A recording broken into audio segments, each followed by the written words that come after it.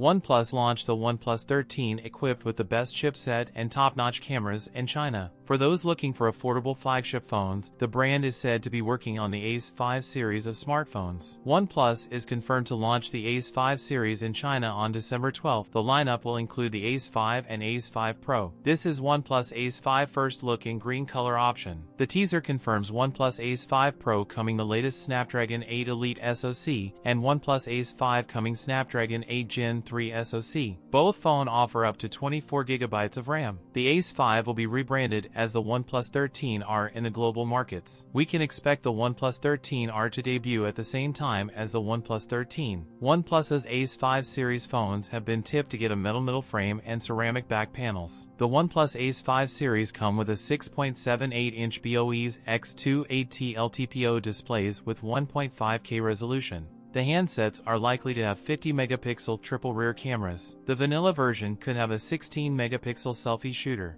The vanilla OnePlus Ace May 5th get a 6,300 mAh battery, while the Pro variant could pack a 6,500 mAh battery. That's it for today's video. If you enjoyed it, don't forget to like, comment, and subscribe for more content. Thanks for watching, and I'll see you in the next one.